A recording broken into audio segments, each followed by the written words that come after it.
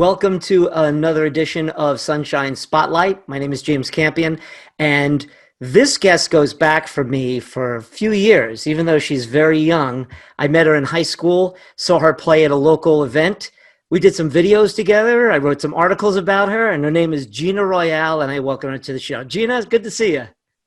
Hi, thank you for having me. So cool to be here. Yes, we've been meaning to do this for some time, trying to get you hooked up with the festival and everything. Such great new music since you and I worked together. I don't know how many years ago now. But talk to me about a few things. Number one, you went to school for music business as well as writing your own songs and doing things. And the one thing I found so fast, I just reread the piece I wrote about you in the Aquarian, and you said from the very beginning, I'm into writing great popular music. I want as many people to hear my stuff. I really, and you always were infused in the business and how pop music works.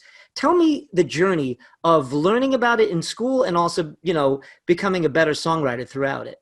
Yeah, I went to William Patterson University for their popular music program. I majored in popular music and I minored in music and entertainment industry studies, which basically the gist of that entire program was teaching artists how not to get screwed over in the music industry. That was like kind of like the slogan that we had. My experience was really just like learning the ins and outs and like what not to look for. A lot of like the very heavy duty like contracts and like reading all like the fine print and all these different clauses and what they mean and red flags and like what the green lights were.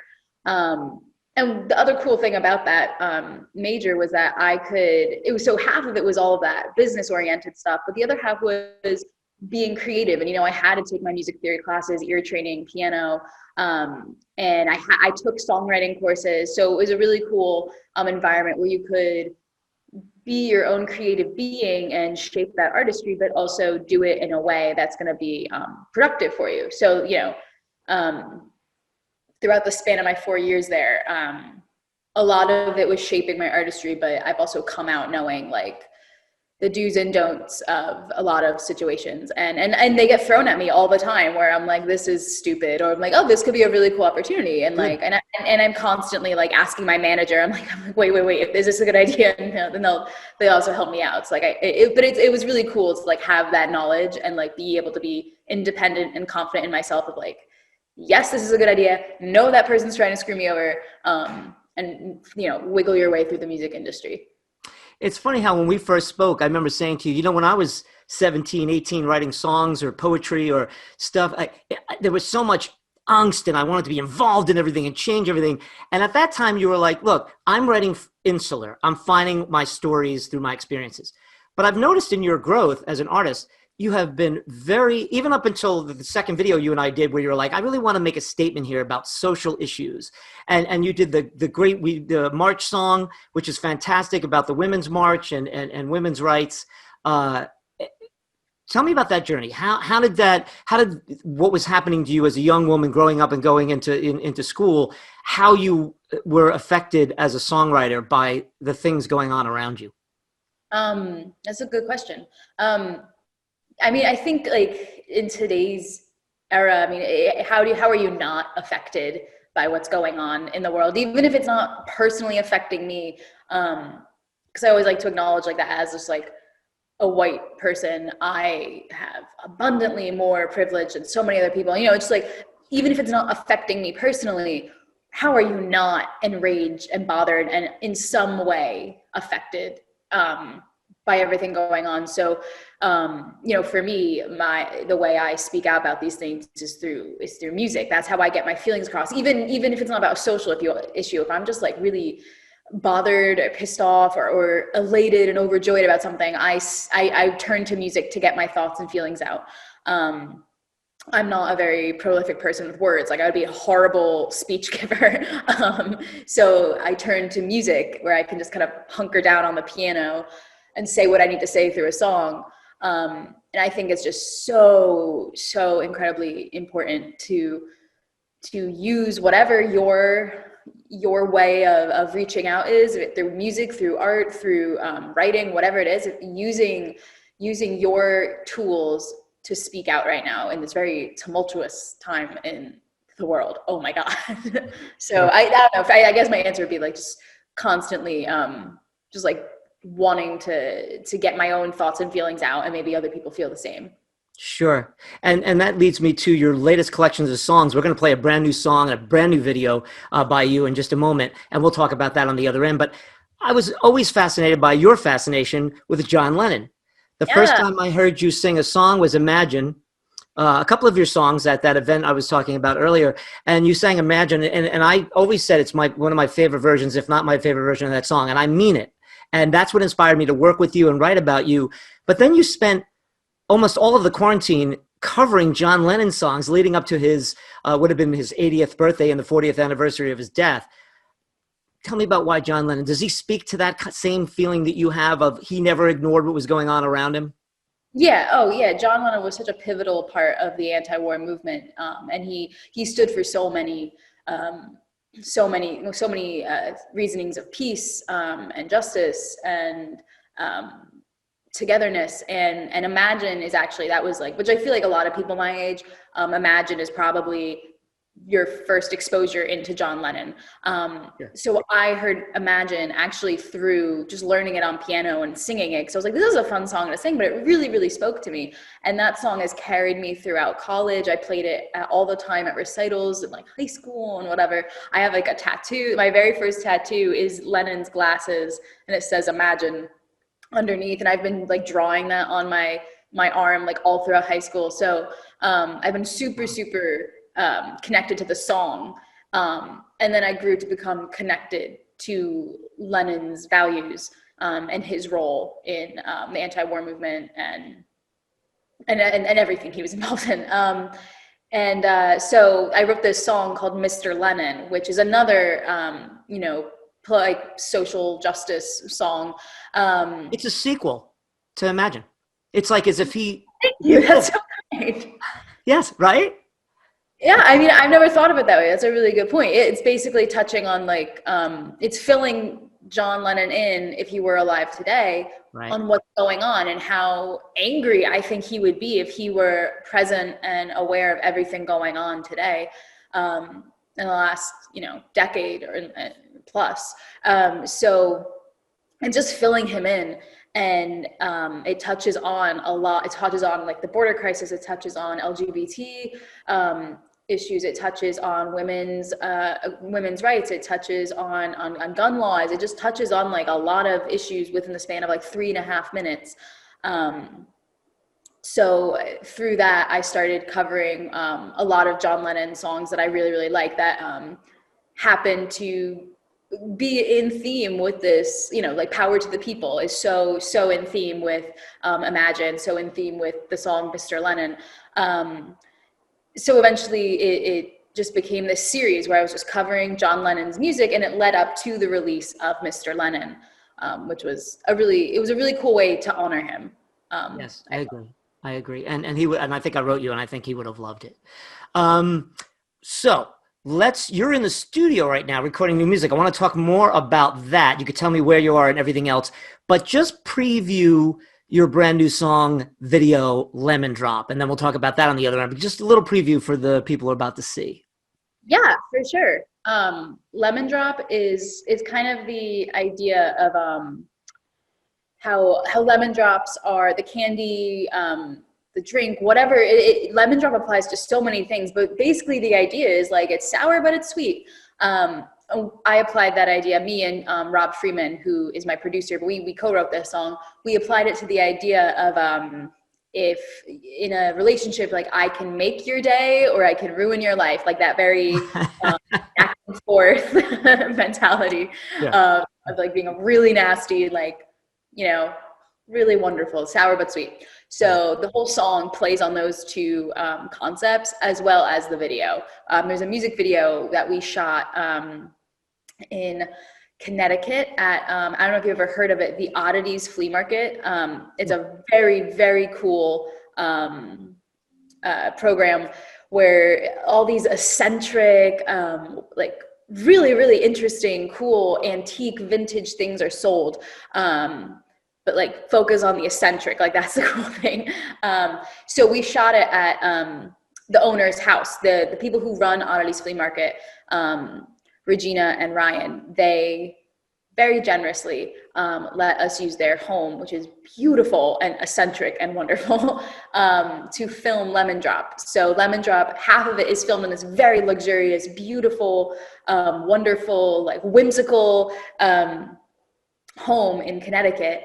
And then the other half of the music video is filmed in this dingy, grimy, disgusting motel in Sussex, New Jersey. Right. The sweet and the sour. Very good. Yeah. Exactly. So it's just that it's a contradiction of the relationship and all the. It's a very, very visually exciting video that I'm really excited about, and I really like this song too. So it really, really is. And I once wrote, the duality of us is the thing that makes the dichotomy of us in society. The things that make the good and the bad, the happy and the sad, are the things that we bring out into society. And then, of course, it expresses that. And I think this video does that as well. Let's check it out. This is the brand new video, just dropped, called Lemon Drop, from Gina Royale. Check it out. I could be whatever you need, and then some fantasy or your worst nightmare. That's make believe. Dress me up or strip me down. Come play with me, baby. Truth or dare. I can sugarcoat all the bad taste, make you fall to your knees, praying on Sunday. Wipe all the tears that I put on your face. Say I'm wrong, I think I'm not. Yeah, I could be your lemon drop.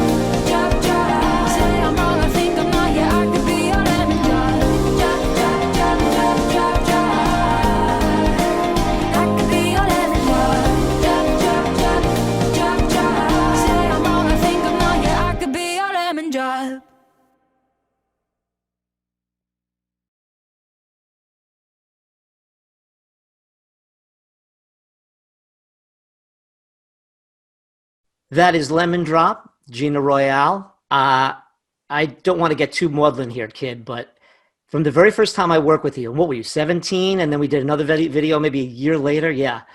You were, it's a wonderful video. You're just so in the moment in these things. And like I said, having worked with you, you really bring out what you were trying to say in that song. The way, I mean, you're acting in there, and it's really a tough thing to do, but you really bring it. I always said that about you, is that you never, there's not one bit of nah. Remember when you fell in the pool? Everything that you do, you're very brave, and it comes out in there. Brilliantly done. Thank you, thank you, thank you. How do you get into that headspace? I mean, I always I did theater, you know, throughout high school and in college, and I love theater and acting, and especially now I'm out of school entirely. Like I really don't get those opportunities anymore. So I kind of love like filming a music video. I was like, oh, I get to act again. Like this is so cool. But also like I wanted to look cool. Like for Lemon Drop, the scene in the motel, I have to sit under a shower and I'm lip syncing and I'm acting and performing and whatever, but we couldn't have a hot shower because it would fuck with the lens. So I was sitting in like a cold to lukewarm shower. You're like literally shivering. You're shivering in that thing. Oh, by the end of it, and I'm literally like shaking while I'm singing. And I was under that for an hour, but like it wasn't. If I wanted to be good, if I wanted to sit fully clothed in a shower and have that effect, like that, that's what I had to do. You know what I mean? Like, yeah.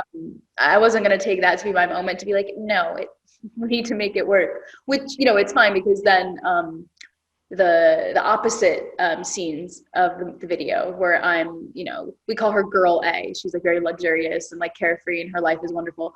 That was a very nice hot bath that was drawn for me in a beautiful clawfoot bathtub. So I mean, like it waited. It canceled out. It was all good. That's good. Good. So you could clearly see your maturation as a songwriter, connecting into the sounds of today. I know you're always connecting. Now you're in a studio. Tell us where you are, and if you could give us a little preview of what songs you might be working on. Yeah, so I am in Audio Pilot Studio, which is in Byram, New Jersey. My producer, Rob Freeman of the band Hidden in Plain View, he owns and operates this beautiful studio. I mean, I can barely see much behind me, but like I'm in this massive live room. And we have, you know, the recording section over there. There's the panel over there. It's like a really wonderful setup. So right now we're working on a song that we actually wrote like over a year and a half ago. That could be like kind of like a sister song to Lemon Drop, which is really cool because now we're bringing it back and realizing how well it fits with the sounds of Lemon Drop. But I've been recording here all throughout like quarantine, once it was like acceptable to like go and record again, because I remember I had to be closed for a little while. But basically since I could start recording again, we've been recording, and I have I think 6 or 7 unreleased, totally finished, mixed, mastered, recorded songs that we're gonna be releasing here and there, like every 6-7 weeks or so. Enough for an EP, but I don't want to do an EP, so we're doing singles. All right, cool. Yeah, that's the way they're going these days. All right, so last thing, I ask everybody this who comes on the show, and that is, I know how much you love to perform. You were just starting to get into it for a couple of years there. I saw you play at the Duplex a couple of times. You're a wonderful performer. You really grew into it, and now you can't do it. No one can. And that's why I started this thing. I know you're doing videos, you're recording. That's great. You're getting your art out. How much do you miss it, and what do you have planned for the next few months? Hopefully by the end of the year we can play live again. I don't know, but what are your plans? I miss it so much. I know every musician is saying that, of course. And it's weird because it's one of those things, like you don't know what you have till it's gone type of thing. Yes. Like as fans, I agree. Yeah. Oh, for sure. Like, you know, like I would, before pre-COVID, when every time I had a gig, I loved performing. That was awesome. The electricity on stage and everything. But like every moment leading up to it, like loading in and getting at the band there on time and like selling tickets it's really stressful at times. So like, and now I'm like, I would kill to be like, please buy tickets to my show, and like lugging my equipment on stage. So it's definitely one of those, like, I took some of those moments for granted, but I really miss it. And I'm bummed because like, I'm sure so many artists had so many cool opportunities lined up for 2020 that obviously didn't happen. I was supposed to play at the New Jersey Lottery Festival of Ballooning, which has some really major headlining acts. I mean, like, I was supposed to play with Styx. I was supposed to play with Thomas Rhett at this festival, and they only chose 5 artists to open up for them and to play with them. And I was one of the 5, and like, it was such a cool experience, and it got postponed to October. And now it's postponed to 2021, and I'm sure it's going to be postponed again. So like there were just like cool opportunities that, you know, didn't come to fruition, which is, you know, it stinks, and I really miss it. But, you know, 2021 was really focusing on just creating, and pushing and promoting, like I'm sure everyone is. And hopefully we will get it together. You got that right, kid. All right. Well, again, nothing but the best success. I've watched you grow. I continue to do it. You know how proud I am of you. I love your work. Always your voice gives me chills. So you just keep it up, okay? Thank you. I'll try, James. Thank you so much. Okay. That is Gina Royale. Brand new song is Lemon Drop. Let's look for more songs to come. Check out her stuff on Spotify and all those things. And until the next time, this has been the Sunshine Spotlight. Peace. Could be your lemon drop, drop, drop, drop, drop, drop.